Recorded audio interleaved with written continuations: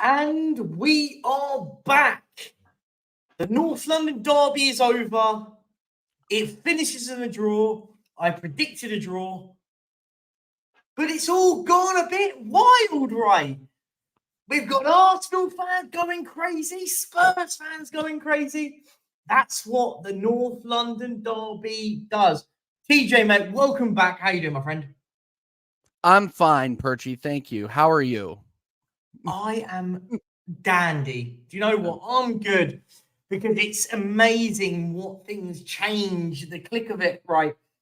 Arsenal fans were predicting a hammering. Absolute hammering. 5-0s, 5-1s, 5-2s. Heck, I saw someone predict that they're going to win 6-0. And that Spurs, if they play the way that Ange Postecoglou likes, Spurs will get opened up. And in reality, it didn't happen. I predicted this. I said Spurs it'll be a very toe-to-toe game. I did say it'd be a draw. I said it'd be 3-3. I didn't say 2-2, though. I said 3-3. But let's talk about the lineup, right? We see the team news, and we knew that of Timber, we knew of Partey being injured, but we knew about Martinelli being injured. But then Trossard, at a click of a finger, was equally injured. What would you all make into that first of all, mate? That was the first sign of trouble, right? Because that forced us to play Jesus on the left and Nketiah up the middle. You know, that's literally the first sign of trouble. Nketiah is garbage at number 9. He is awful. He's not very good. He is not the level of Arsenal. I mean, and that was the first sign of trouble. So I'm not making excuses for the Arsenal fans that said 5-1, 5-2, 6-0. I didn't say that. And before, no, you didn't. That wasn't aimed at you. That was Trossard injury. Even before the Trossard injury, I was calling for a 3-2, and I don't think that was out of the realm of possibility. And a lot of your friends in the Spurs community agreed with me. So I agree with you. That being said, nothing wrong with predicting to win. Yeah. That being said, I still do believe we had enough, and I believed at the time we had enough for that result to hold. Yeah. But we did have some absolute stinkers in our side, and Spurs had a very good game. The notion that is going around that you guys played us off the park is absolute BS, in my opinion. But we can get into that. I wouldn't say. I wouldn't. No, we don't do that. A lot of people are saying that, Perchy. I'm not saying you are, but if we're saying Spurs fans versus Arsenal fans. I'll break it down in periods, right? We'll break it in. I think. Well, no, it was a game of period. It was a game of. It was. There was back. I think the first half an hour. There's no debate that Arsenal were the better team for the first half an hour. Yep. There's no debate on that. And then you guys turned it on. I think around minute 35. It was bad. I think Arsenal, and this is where Arsenal lost the game in the first half an hour. As in, like, they didn't. So not lost the game, is in the sense of didn't win the game. They could have been out of sight. I think Arsenal didn't create a lot in that first half an hour, but what they did is they caused Spurs to make a lot of issues. They put Spurs under pressure a lot. The likes of Doggy were under a lot of pressure. Madison made a big error. Romero felt like he went back to tight for the first half an hour, and Romero put in a shocker. At the first half an hour, he did. The first half an hour, he did. I'll break it. I'll move it a little bit step by step forward. But the first half an hour, I thought Van de Ven was the only defender for me that went, do you know what? I'll step up here. And he was brilliant. He was brilliant for the whole game. So was Saliba, by the way. That's why I put them on the thumbnails. I thought the two centre-halves were the best centre-halves on the pitch. That collectively were brilliant. But I don't think Arsenal didn't create a lot. What they did is they tried to capitalise on a lot of mistakes Spurs made, which I felt we gifted a lot of mistakes. As I said, the first goal, Romero's got to do a lot better for that own goal. What you're taught to be, do you know what I mean? Not if you're going to do that, like, get that ball out of there. Get your body behind the ball. Listen, if you've got to take a touch and then hoof it, get your body behind the ball. Don't swing a leg, because we all know if you swing a leg like that and it ricochets, it flies into the corner, and it did. You go 1-0 down, and then you look at the penalty. By the way, I'm not having anyone say that's a penalty, by the way. It is absolutely a penalty. It's not a penalty. We're not a penalty. And do you know why it's not a penalty? Actually, do you know what? the rules say it's a penalty. No, it's The not. rules say it's a penalty, so it's a penalty. I don't understand why. understand Like, listen, the rules are wrong because listen. Rules are wrong. They're the rules. They're the rules.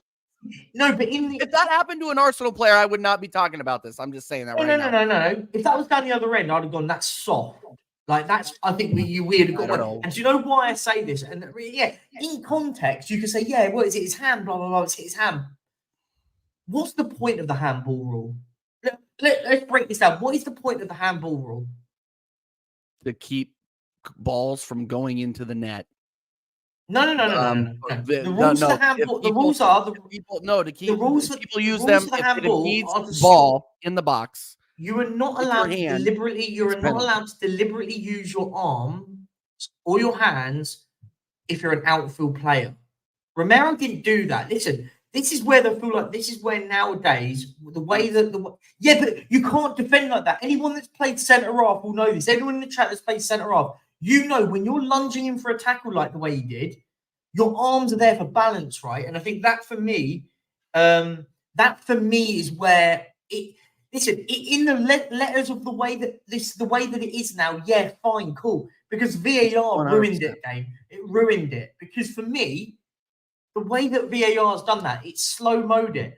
They haven't built it up, by the way. By the way, there was a push on Maddison in the box. I'm not suggesting that's a foul, so the only reason why I would say that could be called back is because there was a questionable push by White in the box. But what I feel with this at the moment, and what VAR is doing at the moment, VAR is doing anything it can to stick its nose in the game. The referee didn't give it. The referee never gave it. He carried on. But point being is, it's a point blank range. So I made a point about this on my show the other day, and I just said, you know what? If I'm ever any manager now around the country, anyone around the country, I'll be saying to my players, whatever you do, if you can't get a shot on goal, kick it out of a player's arm because you'll get a penalty.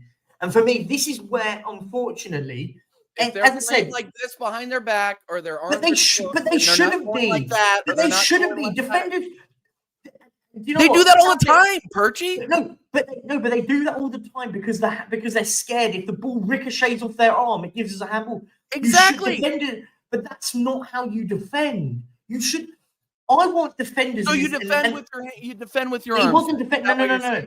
He wasn't defending like that though. He wasn't. His arms weren't like that. His arms. He went down. His arms are there naturally. If you've ever played centre half, you've gone to run to block a ball. Your arms are like that because naturally, look at how runners don't run like this when they're running on the pitch, right?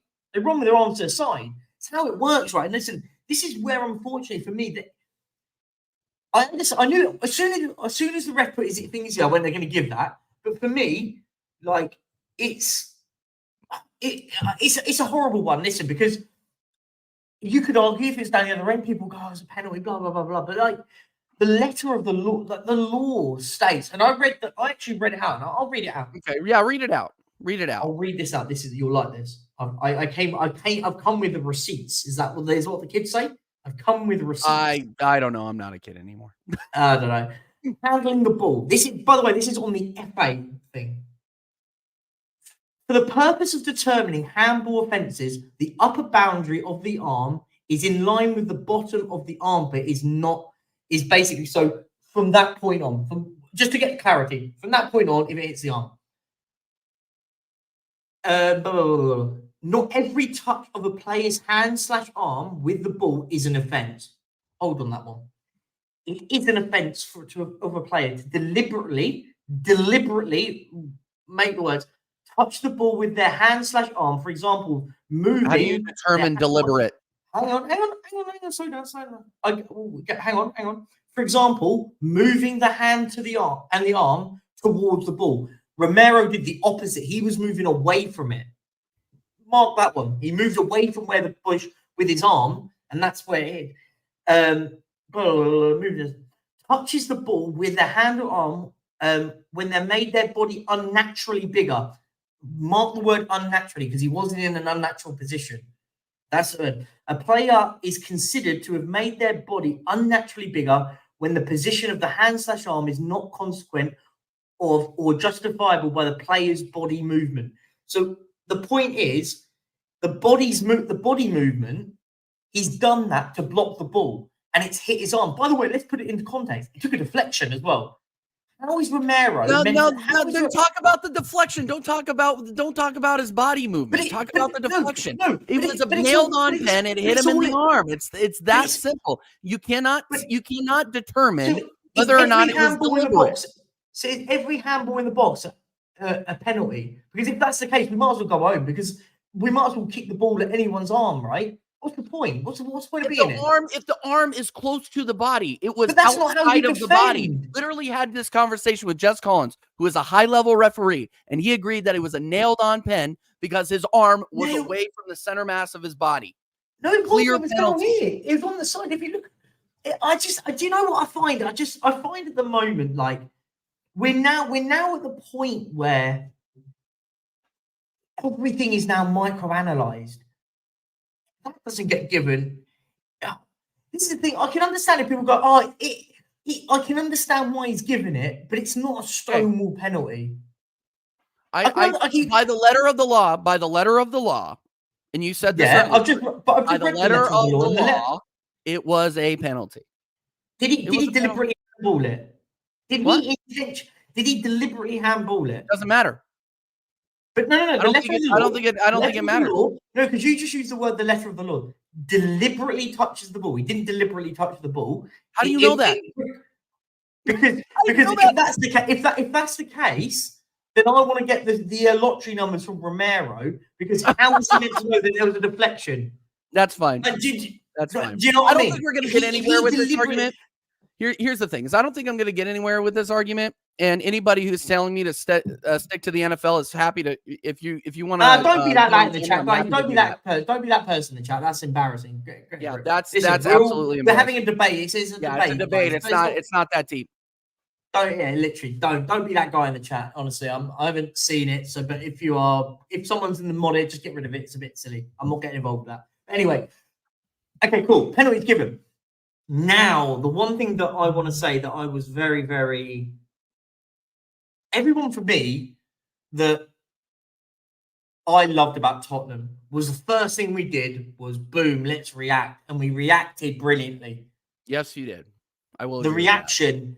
I mean, Saka was still celebrating when some put it in the net earlier. He was still celebrating.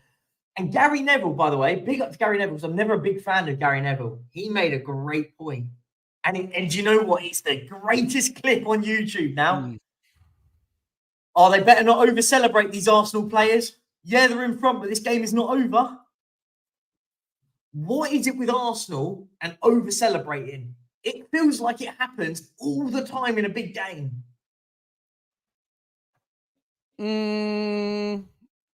I don't know. I think we were excited because we were at home and we had scored a goal. I mean, I think we lost concentration.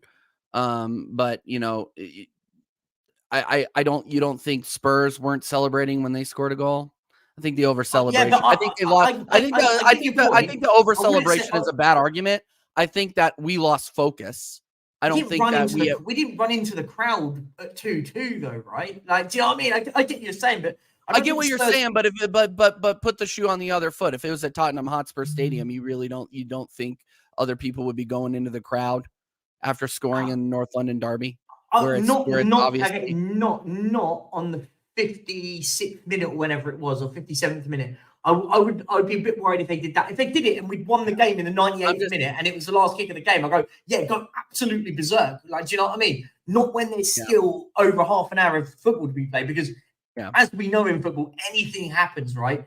And for me, that for me is where I would always I get it, but for me, you put your neck on the line that if you don't win the game, you look a little bit silly. And I think you're right. No, I agree. By the way, I agree with your point. I think you guys lack concentration after that, especially from the kickoff. We had a terrible game. Like if we are really going to deep it, we played very badly. And if you look at the score, like I know, and a lot of people don't like rating system, SOFA score, all of that, but it's very favorable to Spurs in this game, because we did not play well.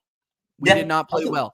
And you can talk about, you know, eye test versus facts, opinion versus what actually happened, all that stuff. But if you really, really look at it, it wasn't down to, I think on a different day with different, and I'm not making excuses, on a different day, it would have been a different match, but everything fell into play for Spurs. Everything fell into place for Spurs on Sunday. And do you know what? Fair play, you're right in what you say. And do you know what?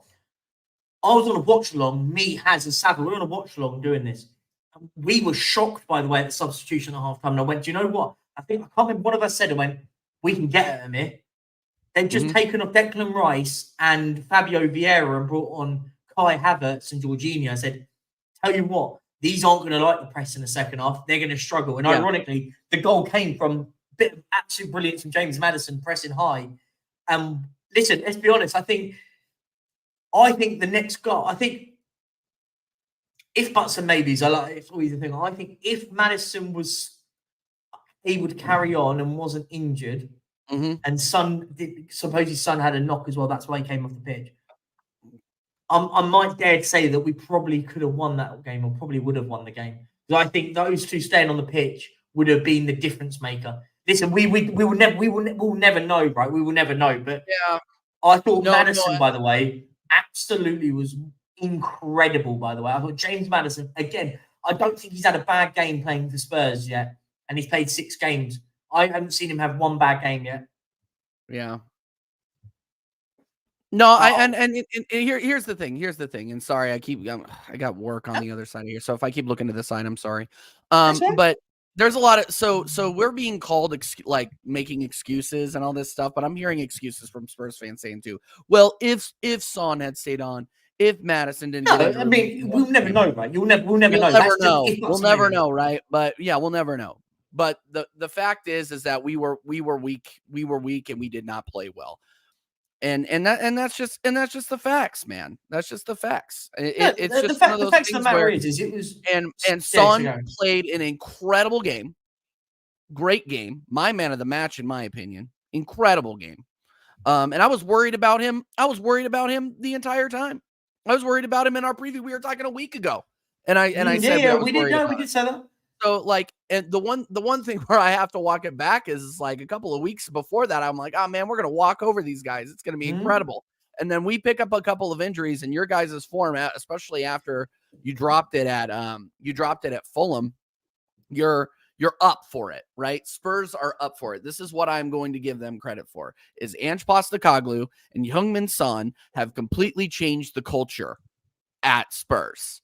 I see your point on that. Yeah. The way that Heung-min Son leads this team and is very vocal and energetic, passionate. And, I would call him a passion merchant if he wasn't delivering.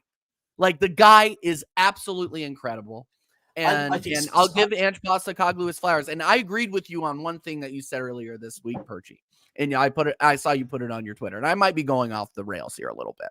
You mate. People that are calling Ange Postecoglou a newbie manager, that is such a garbage take. I think it's so funny that these people are using it as, oh, well, we beat Arsenal with a newbie manager. I'm like, what? They're acting like this guy got promoted from Sunday League and all of a sudden started coaching Spurs. Like, mate, what? He's played Champions League football against Real Madrid. But listen, I put a video out last night because I'll politely say I was pissed off last night, and I put a video out. By the way, big up to all you guys that watched it. Over 5K views on that video. By the way, oh yeah, nice. I woke up to it going, what the heck? I woke up to 2K views this morning. I was like, what the hell? And I made a point here, and Arteta took a bit of flack for it, but it wasn't his fault, by the way. When people went on there going, oh, why are you using Arteta? And I said, no, I was using it as comparison because it was a debate by Flav, who's he does a fighting podcast. He's a really, really nice bloke as well. Don't know him personally, but he speaks very well. It was on a debate on the club. If anyone's seen the club, it's Rory Jennings and Adam McCullough and Boovy. These lads that do their things. And they had a debate, and Flav made the point of saying that Ange Postecoglou is as good, maybe even better than Mikel Arteta. That was the question. He said, I'm not saying that one's better than the other. He said, but to be put in the same conversation. That was the word they used, in the same. And then all of a sudden, the Arsenal fan on there, McCullough, going in absolute disbelief. How dare you say that? Blah, blah. He hasn't managed in the Premier League. And for me, when I went on this thing, and I was watching, and I put out a succession of tweets. You've probably referenced those ones and referenced them sort of when I've gone. Yeah. Sorry, what apart from winning an FA Cup with Unai Emery's team, what has Mikel Arteta done in management? I said that not as a dig at Mikel Arteta on there. It was more in the context of he hasn't actually done anything yet. Yes, okay, he's won an FA Cup with a team that's not there anymore. Cool. I said, we're now talking about a manager that has won stuff all around the world. Australia, with basically a team that's the level of West Ham, by the way, in Australia, in comparison to the league, won them the league. I'm right in saying they never won the league before. Went to Japan, and again with a mid-table team, won in the league in Japan. Granted, he won the Asian Cup with Australia, won the treble with Celtic. You could argue Celtic are one of the, but when he went into Celtic, they were 25 points behind Rangers. So when everyone goes, oh well, Celtic are the best team in there. When he went there, they weren't. They were awful the season before when he came in.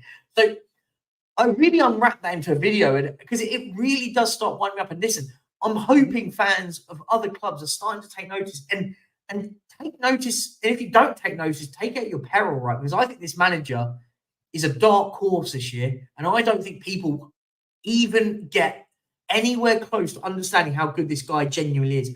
He has transformed Tottenham like that. Oh, can't even, like that. I'll do it on that hand instead.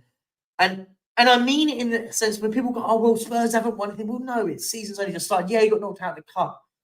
But I'm seeing an absolute desire here from a manager. And listen, do you know what? The one thing that shows me that there's a change at Tottenham, look at the 98th minute.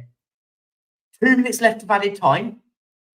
Any other Tottenham manager would have gone, guys, do you know what? We'll take the point here. We'll take the point here because it's Arsenal. We don't win here. They're a good side. We're slowly dying out. No, we're still bombing people up the pitch to try and win the game of football. And for me, that is a massive, massive change in which I've seen from Tottenham. Massive. No, I agree. Listen, and by the way, that we don't stop there, right? You have to keep doing it. When we say succession, it's all about progress and keep going. But I'm seeing a culture and an attitude changing at Tottenham, right?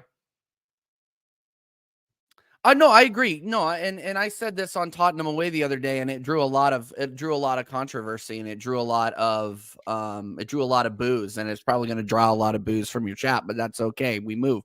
I think that what Ange Postecoglou has done with Harry Kane, with or without Harry Kane, proves how far you guys have come as a football club. I think you guys are better without him, because I think more of the weight falls on you, or falls on the individual, or falls on the rest of the 11 to perform. I really do believe that. And some people agree with me, some people don't. Some people said, well, Kane finishes that Kane finishes that Brandon Johnson chance that Raya incredible save. Like that open net, they're saying that Kane finishes it, which fair play. Yeah, but I'm just seeing a lot more fight out of the starting 11 as a whole. And I watch every Spurs match because I have to come on here and get called a waffler by every Spurs fan, which is fine. I don't care. I really couldn't care less. But my point is that I really do think that Harry Kane leaving might have been a blessing in disguise. And even from a monetary standpoint, you guys haven't even spent the money yet. Well, so listen, I think when selling Harry Kane, we use the term blessing. I get where you're coming from, by the way. Yeah. What's happened is, and I stand by it. And listen, by the way, we did this show when everyone was telling me that Spurs, if they sold Harry Kane, are going to get relegated. Me and you on this show, and everyone's saying, "Oh, Spurs are going to need crap." Not you. I'm on about people in the chat and saying, Spurs are in dot. And I said, no, because what's going to happen is there's no plaster. And I've always called Harry Kane a plaster. Not in a derogatory way, but in a good way. Because whenever Spurs are in trouble, Harry Kane fixes it. Yeah, exactly. And when we need a goal, Harry Kane fixes it. Yeah. When we need someone to step up, Harry Kane fixes it. Now, what we're doing is we're playing without the plaster and go, guys, someone else has got to go and do it now. And the likes of James Maddison's come in and shown it. Son stepped up. Still need more from Son. I don't care. People call him world class. I still need more. Good. He scored 2 in the North London derby. Now you got to go do it against Liverpool. Go and have a field day against Luton. Start getting. Listen, he scored 5 goals in two games. In the sense of he scored in 2 games. Like he's played all of them, but like in the league. But he scored only a hat trick against Burnley. So hat trick against Burnley, 2 against Arsenal. Do it again. Now at Liverpool, we need you. You're a big player now. Do it again. You're the captain. And for me, listen. I'm ecstatic's the wrong word. I'm happy with the result because I said, listen, it's a good result getting a point at the Emirates. Yeah. We don't win there. I stood by that all along. All the time I say that. I'm a little bit upset and gutted that we didn't win the game because I think we had enough palpable chances to win that game, right? I thought we were good. You did. You and did. If it wasn't for a good block, by the way, by Jorginho, we could have been in a different situation, right? Richarlison's shot could creep in and anything. That deflects the other way. It could knock it past David Raya. I mean, and if you know, and if ifs and buts, if Jorginho, if Jorginho hadn't put in an absolute mare, on that goal, on that giveaway for Son, if Jesus hadn't skied it over the box after Madison or after Udogie, or was that Madison? No, that was Udogie when he stole the ball from him and put it over the bar. I mean, if ifs and buts, man, we just there were legitimate chances. First off, like, I think this is where I get a little frustrated with people saying that, Spurs should have won the game, or Arsenal should have won the game. That was a draw in the true sense. Yeah, like in the truest sense. And where it's disappointing for me, where it's disappointing for Arsenal fans is we're at home. We are in the more experienced side. We should be winning the match. And that's where I'm frustrated. No, that's that in my match. I said actually on paper you could argue a draw is a fair result. But I said either team could have nicked it. I said that all along. Either team could have nicked that. Spurs could have nicked it in the end. Arsenal could have been out of sight in the first half. So I said it goes both ways, right? So Arsenal had 2 killer chances. Nketiah's got to square the ball and it's a tap in for, I think it's Vieira, And Gabriel Jesus has to score his chance, so he nicks it. And so and you could argue at that point at 3-0, Arsenal are out of sight here and it's game over, right? At 3-0. You could argue at half time it's game over. So you have to look at every incident and be a bit more thing. I think Spurs could have nicked it in the death. When I say Spurs could have nicked it, I don't mean that Spurs were necessarily the better team. I think we had better periods. I think second half we were the better team. We won the second half. You guys won the first. You definitely won the second half. I mean, it was one of those things where, you know, and there was a marked difference after Son and Maddison got taken off. Like the momentum swung our way. We just couldn't finish our chances. The first half we absolutely dominated. I thought Saka completely exposed Udogie during the first passage of that match up until about the 35th minute. And then Udogie, credit to him. Fair play to him, by the way. No, I think that's a great shout. Udogie's a good shout here because I'll put him and Romero at the moment. I'm going to use those as an example, the pair of them. First half an hour, I think both of them wouldn't be a shock if either one of them got hooked off at half time. Yeah. But I'm talking about the first half an hour here when I say this.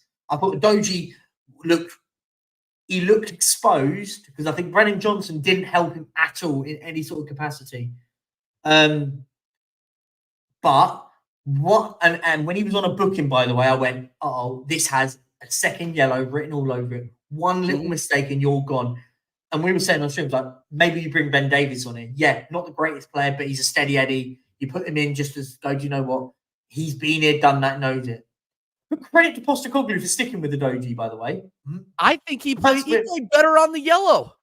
So, I was just about to say that. And for a youngster, but TJ, this is a good point here. For a youngster, for a kid on a booking in his first North London derby, takes a lot of credit to go, do you know what? I'm going to be as responsible as I can. I'm not going to commit a foul. Every tackle I make has to be pinpoint and perfect. And I thought he was, and you're right, I thought second half, I thought he was incredible second half. And Romero as well, by the way. I thought after the first half an hour, he calmed down and he got himself back into it. And I thought second half, he was brilliant. Do you know what? It was a frustrating one because I sit back and go, it was Spurs' undoing in a sense that lost us the game, really, in the periods. I think, but listen, the one thing I will say is I love the way that we play now. I love everything about us. I love the manager. I love the players. I have a real connection with this team now. I didn't have it under Conte. I used to chat with you and go, didn't even watch us play. Didn't care. Yeah. And now I watch us and go, do you know what? I see a fight, a design. Listen, normally I'd say, like, do you know what? I'm terrified of Liverpool. I'm at this point where I'm going, do you know what? Bring them on. Because I tell you what, yes, Liverpool are great football inside, play some brilliant football. They have them. Great.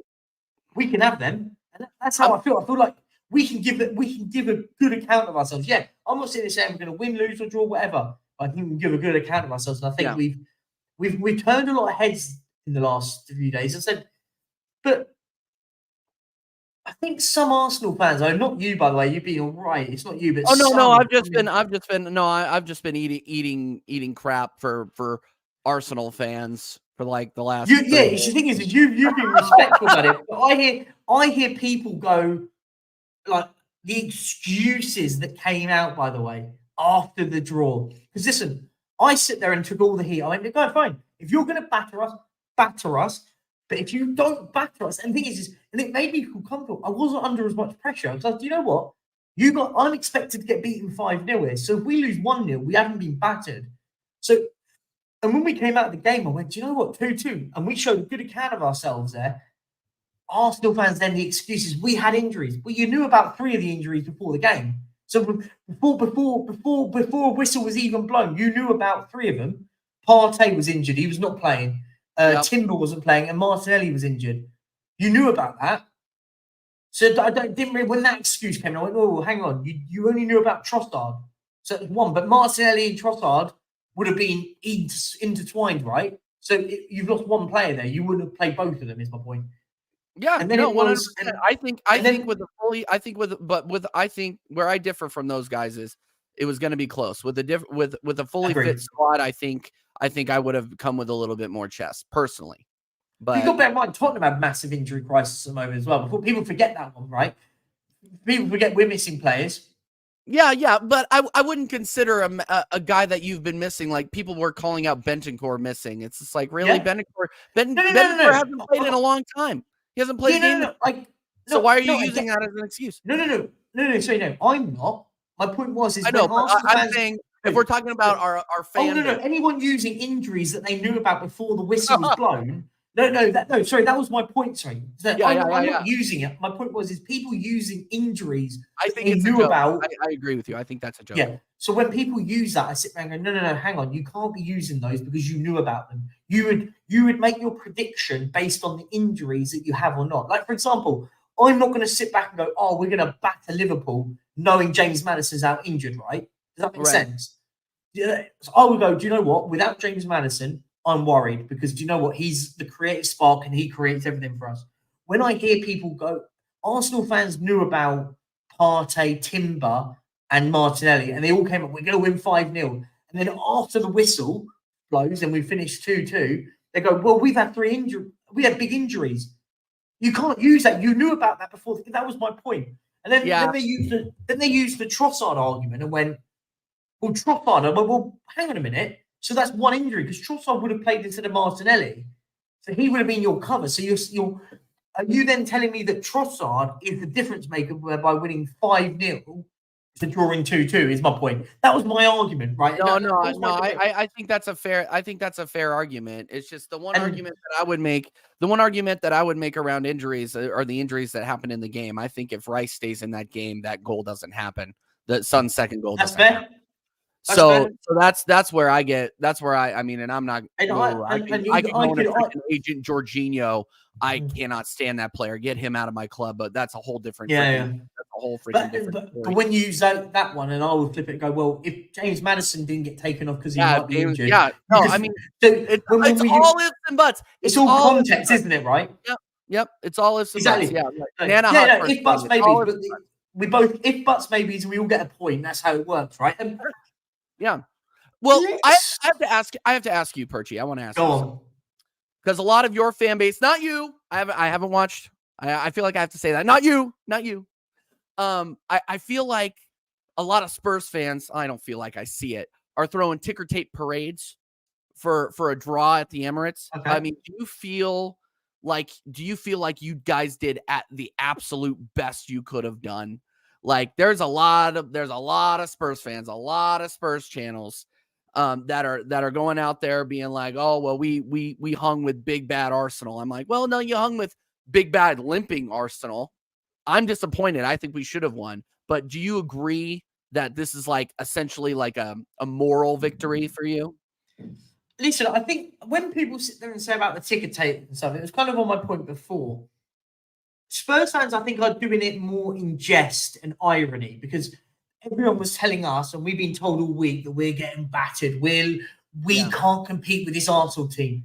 And then actually, on the day, we did turn up and we looked like we used the argument, could have won, whatever, but we gave a good account of ourselves. So the ticker tape stuff is irony, in my opinion. That's how I see it. When I'm doing it out of irony. I'm not celebrating that we've drawn. And big up Susie, she's in the chat. My missus made a great point. When we didn't, it isn't celebrating a point. If you've seen it, big up to her. Susie's segment. Go and check out her shorts every week, every Monday after a game. She's cooking on those shorts, man. I don't agree. I don't agree with what she says a lot of the time, but she cooks. Yeah, see, there you go. You got to applaud it from TJ, but she does. Yep. She absolutely smashes those over. But she made a good point, actually. And do you know what? She made a great point. She went, it wasn't that we celebrated the draw. It was the sense of, do you know what? We were at you guys. And listen, if it wasn't for a dodgy penalty, let's not get back into it, an own goal, Spurs won that game, right? And listen, I know it's buts maybe, so I'm not saying that, but my point being is Arsenal, for me, didn't create anything of massive note that I'd gone, do you know what? They terrified me. I didn't go, do you know what? I was terrified because they could have won the game 6-0. They were like, when Arsenal fans were speaking, they were talking like they were going to be creating chance after chance after chance. And listen, if we'd got anything out of the game, then if we got anything out of the game, we'd have been like, do you know what? We got away with one. But I didn't think we got away with one. I thought we competed with Arsenal, right? Does that make sense? No, you did compete with us. I mean, and you could see it. You could see it in the balance of play. You could see it in the stats. Like I think you guys outpossessed us too. It's one of those things where there's a lot of big up, Mrs. Perchy. Yeah, no, that's. I think you guys had an incredible game and you did it, but the people giving it the big end about drawing away to your rival. I mean, if you guys had won, then I could put up with it. I would be just as angry, but I would be more apt to put up with it. But like some of the shamelessness I've seen, so I'm glad to see that. The shamelessness comes because of the shamelessness from Arsenal fans all week. Yeah, it's like sitting there saying you can't do it. It's that notion of people saying you can't do something. Fine, we're going to prove we can, but when we do it, we're going to sit there and mock it, right? And yeah, I did find it funny because so many and do you know what really? Listen, I'm going to say this one really grinds on me. Mm-hmm. People, when I put a video short up of the Spurs fans celebrating at 2-2, going absolutely balmy. I had Arsenal fans in the comment going, "Oh, this is how you guys celebrate draws." And I went, sorry, hang on a minute. Scoring a goal in a North London derby in that away end, I'd be going absolutely mental if I was in that away end. Like, if anyone's been to a big football match, not having to go people that live abroad, not saying that, but if you've ever had the opportunity to go to a massive football match, a massive derby, trust me, intensity, you lose your nuts. And I think I would have a heart attack. I think I would have a heart attack at that match. Oh, it was absolutely crazy. And before we carry on, mate, I just want to read these out. Big up some membership milestones. Cole, KPV, my guy KPV. Big up, lads. Hope you're well. Big up KPV. Hope you're doing well. Hope you're doing well. Hope you're doing well, my friend.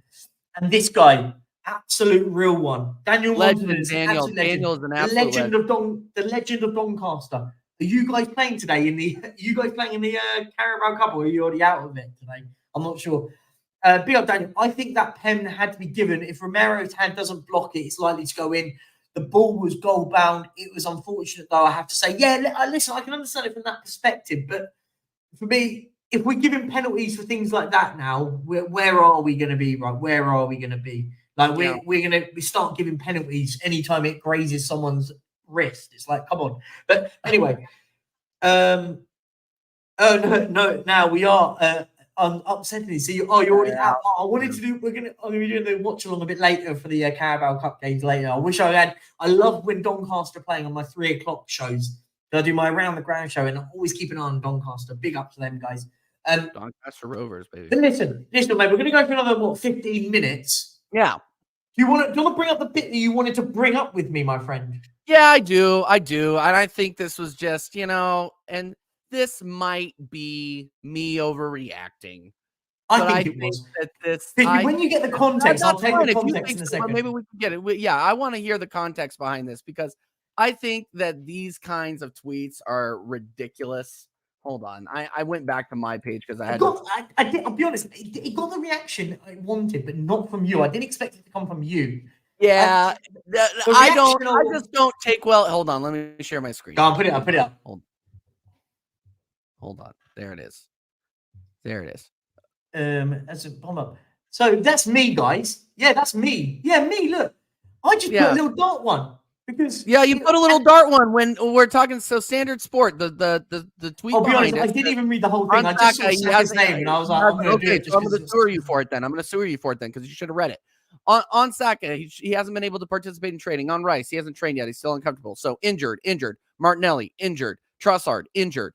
So you're doing darts celebrating players' injuries? Sorry, I just think that's garbage. It's not celebrating. It could have been anything. It could have been that. It could have been anything. What are you talking about? He was celebrating.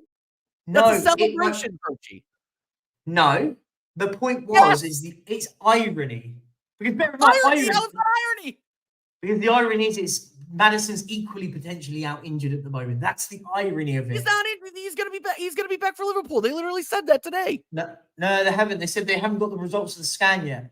We're getting them tomorrow. But he still had it. He had his scan yesterday. The results haven't come in. Now, listen. It was a bit. Listen, if it come out and said that he'd broken his leg, of course. Like I'm not sitting there like he's obviously going to be playing on the weekend. Saka's fine. He'll be absolutely fine. It was just a bit of harmless. It's harmless one that the Twitter community take very, very seriously. It's just a bit of a joke. It's not taken too seriously. I say what I do. Twitter's a great one because Twitter's brilliant because Susie, don't come to Perky's defense. Let him talk. He's a big boy. I am. No, but Twitter's a great one because what it is, I put something out there, a little bit of controversy. I'll throw a dart as well. Is that I already got my darts out. I was very close to getting my darts out, getting my dartboard going today. I was not going to lie. If this was like, okay, so this is why it rubbed me the wrong way because if it was something like you were mentioning a stat during the game that happened, like any of Madison's stats or any of Basuma's stats. And you did that, I'd be like, okay, I understand that. But it's like you're dancing on people. You're dancing on people. No, it's not that serious, my friend. It isn't that serious. It's just a bit of a laugh. It's a bit of a laugh. Listen, by the way, Spurs fans do it, and Arsenal fans do it to me all the time. It's fine. I get it. I see it. I go, oh, that's annoying me, but I move on with it. That's it. It's not that serious. Listen, it could have said Bukayo Saka left his wallet in the thing and lost his wallet at the stadium, and I'd have still done it. It could have. Literally, I saw a picture of Saka and went, "It's a cheap shot. It's a little bit of a cheap shot. That's all it was. It's not. It is a little bit. It is a little bit of a cheap shot, and it rubbed me the wrong way with all the other BS that's been going on here. Saka's going to be fine. Saka's a very good football player. He's not world class. I I need him He's out not, for two games. He needs a rest. I'll be honest. That's a And different listen, conversation. this is a good point. And listen, what you've done. Do you know what I love what you've done there? You used me as a way to sideways onto Saka. It's a good point. So I do want to talk about it. I thought with Saka was a very, very good player, but that's all he is. He's a very good player. I hear a lot of Arsenal fans, and I love to get your take on it, that he's world class, he's amazing, he's sensational. I didn't see much at Saka. Yeah, he scored the penalty. He put the ball into the box when it hit Romero. He was involved in both goals. But apart from that, I thought he was quite anonymous. I didn't see much of him, especially in the second half. In the second half, he went missing. So did Odegaard. Odegaard, I thought Odegaard went missing from minute one. I forgot he was. I'll be honest. He was very good. He was great with the press. The first half, he was pressing like a madman. Yeah. Like I'll give Odegaard his flowers on that one, but in the second half, he went ghost. Like it was very, very bad. And I like if we want to talk about that, I mean, when you are giving. When Alexander Zinchenko from left back plays better midfield than half of your midfielders, like that's how you know it's a problem. Like going forward, Zinchenko was very good in that game, and I am the first to sewer Zinchenko in anything because I hate the inverted midfield, the inverted left back crap. I hate it. But in terms of what he did moving forward, he was very, very good against Spurs. Very good against Spurs. No, I agree. I thought he had an all right game as well. Was there anyone I wanted to cover? Oh, no, another little one. We'll sidetrack onto. We're going to go through the chat, guys. We're going to go for 5 more minutes. I haven't even seen how many likes we are, but I want more. There you go. Get more of them in there. Smash them up. I haven't seen it. Listen, we're going to go. We're going to go for another 5 or 6 more minutes and stuff. I want to talk about the goalkeepers for a second because everyone kept saying that Vicario, we were meant to be signing David Raya and we signed Vicario. I feel like a lot of Spurs fans now can sit back and go, do you know what? This goalkeeper is good. I thought he was a better goalkeeper out of the two. I didn't think either of the 2 goals he couldn't do anything about. No, we didn't score from open. We basically you did score. I mean, technically you individually didn't. Yeah, I get that. We individually did not score an open. Yeah. Like, we were. But I thought, is it harsh to say that David Raya was at fault for the first goal? His positioning was awful. It is 100% harsh, I think, because but I thought his positioning was really poor though for it. And you know, I didn't notice it at the time, and I watched the game back. And I saw it, and I can't. When you watch it back, when you already know the game and you've seen it, you see stuff you never see when you're watching because you're more. Yeah, the emotion takes over. I watched it back and I saw his positioning. And he took a step towards the goalpost. I get it to cover the goalpost. What it basically did was allowed Son to have an open net to tap it into. I watched it out, and I sat back and go, you could argue, oh, well, if he doesn't make that tap, Maddison might sneak it in at his near post. But I sat back and went, is it harsh? Maybe. I looked at it and went, I think maybe he could have done better. There's nothing for the second goal he could do, by the way. That second goal is nothing he can do about that. There's absolutely when you've got those 2 running at you, you can't do anything about that. But let me address the first goal though. I think that the fact that it even got that far is embarrassing. I think I don't think this is being talked about enough. Ben White had a terrible game. Ben White and Declan Rice were not good. Bang average. You could maybe say Rice was bang average. White was not that good. White if you look at that passage of play, they had 2 chances to clear that ball and they didn't do it. So the fact that we missed that led to the goal. I don't blame Ray. He was under so much pressure at that point in that passage of play that it's really hard to blame Raya. Like you could say, oh yeah, well he was 1 step here, 1 step there. It shouldn't have even gotten to that point. That's my frustration. I can see your point on that one. We paid $100 million for you, and we paid $50 million or 100 million pounds for Declan Rice, 50 million pounds for Ben White. Clear the ball. Clear the ball. Like, what are you doing? You can't clear it out. And I don't care. Sky it out into the cheap seats. It doesn't matter. Like all you're doing by kicking it to the top of the box is giving Spurs another chance to go again. And if you watch that play, he couldn't clear it out. Yeah. Give No, up TJ. the corner.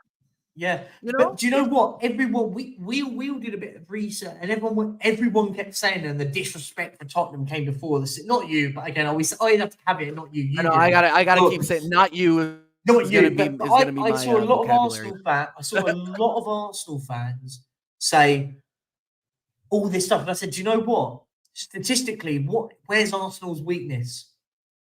Do you know it? Statistically, where's Arsenal's weakness? Fullbacks, yeah. Fullbacks. Very obviously. That's not even me with an opinion. That's statistical. Arsenal's weakness defensively is that they're fullbacks, and what they're scared of is people running at them. And once Spurs found out, if you run at those fullbacks, you'll get at them. And look, that's exactly how we got goals, right? We pressed. I mean, the second one was poor from Jorginho. By the way, talking of that, was that his first touch or something? One of the first touches. It was first touch. Yeah, it was. But in context, that's where we exploited what Arsenal could do. Listen, it is what it is. Listen, mate, I've had a really good time having this little chinwag. It's been quite no. And I like it a lot. And sorry if I seemed a little bit distracted here. It's all over the place today. But no, Perch, I really enjoy this show. Like, it's a lot of fun. It's a good laugh, isn't it? The chat is active. You got the misses in there. Hey, I'm very happy for you. I love my wife, but she will never watch this. so you got to really big up Susie. She does all my artwork and stuff, by the way. She does all the artwork. Big up guys Susie. Big up everybody. Guys in the chat, there's 36 of you in here. Let me just, if you can hold the fort for 30 seconds, I want everyone to go over and vote for Football Heritage TV on the Football Creators Awards. Sav has been nominated to be best newcomer. So let me just big up Sav. He's been nominated for that. So I want everyone over there to voting. There it is. Go over there. By the way, go over there if you're Spurs. Go and vote for all the Spurs guys. Listen, even if it's Arsenal channels, any channels you get involved with, go over and support every single one of the content creators. They all work their absolute backside off. Listen, TJ, you're a creator as well. You know what it's like. People think. I always say this to people. I always say this to people. They think it's like we're on a Zoom call and they're all watching the Zoom call. No disrespect. I think people don't realize we have to design thumbnails. Like, you have to do a load of research. People don't even think about that side of things. I'm not having to go at people. Listen, I get it. We sit there. I used to be like that. I used to watch it and just turn off, go to bed. We could put a lot of effort into work. And listen, Sav has been nominated. So, guys, if you can go over there, the links, I've just posted the link, guys. Go over there and everyone go and vote for him. And listen, hopefully you can win it. Yeah. He's up against some big boys. Big Steve from Man City's up against. So good luck to him. Big Steve. And obviously go over there and help each other out. Support the channels. Everyone go over to TJ. That way. This way. Yeah. Go over now and subscribe to TJ. What have you got coming up, my friend? Yeah, so we just hit 500 subs on TJ Warren TV last week. We are just deserve that, mate. You deserve it. We're flying. So yeah, not bad for 6 months on YouTube, right? Talking crap on YouTube and not, just glorified Zoom calls, right, Perchy? No, but it's Zoom calls with the funny backgrounds, right? That's what it is. Yeah, exactly. But listen, on a serious note, we got on. Well, I did get a pretty big announcement this week. I am partnering with Flawless over at Sarcasm City TV. I will be on with him every Thursday at midnight. So midnight Friday, Thursday evening, if you're in the United States, we do the Arsenal Man United podcast over on Sarcasm City TV. Flawless is an absolute real one. Everybody over there nice guy, City TV. So go and subscribe to Sarcasm City TV. Go to subscribe to TJ Warren TV. Come by our Friday shows. Our flagship show is the American Idiot Show, 9 p.m. UK. We hit 30 episodes on Friday. So go over there and smash a like, smash a sub. And again, Perch, thank you. Really appreciate it, man. Hey, listen. I enjoy it. I like our debates. We get heated and then we come to the middle. Listen. Do you know the one thing I always say about this, mate? And listen, I'll say this and guys in the chat. Get heated. It's cool. I like it. Rule 101. I always say, and I'll say this about anyone: keep it football. Don't get personal. It's just football. Me and you can sit there and have a debate, an argument, whatever. And at the end of the day, we go down the road and have a pint, right? That's how it works. Yeah, no, 100%. That's how it works. Listen, guys in the chat, and also keep it real. Go over and subscribe to TJ. As I've already said, go and like all of his stuff. Go and help him all out. He's a great creator, great stuff. We still need to do a Friday night, me and you. We have to get that done one day. We have to. I have to come over and join you on there and Arsenal idiots. No. Well, open invite for you to come on American. You always send me the link, but it's a Friday. Fridays are time to spend it with Suze. So Friday's always a holiday. So you have to convince her to let me come on a Friday night. If you convince her out to Susie for a Friday. On a Friday night, because it's, you know, Fridays are quite a chill one. Work's finished. It's quite a chill one. But listen, much love, everyone. Thank you so much for watching. Listen, we'll go again. Who have you guys got on the weekend? Oh, Bournemouth on the weekend. Brentford tomorrow. The Scassers, Liverpool. I think you guys will get a draw out of that. I'm saying that right now. I think you guys will get a draw out of that. Get a result. Listen, guys, thank you so much, my friend. We'll be back next Tuesday. I think we'll be back next Tuesday. I don't think is Champions League's back, is it? Yes. Yeah. It is. So maybe Monday. Then. If it's Champions League, we'll do it Monday because there's no point clashing with Champions League. So next Monday, back here on the Perchy TV. And listen, he may have scored a hat trick, but we didn't need him at the Emirates.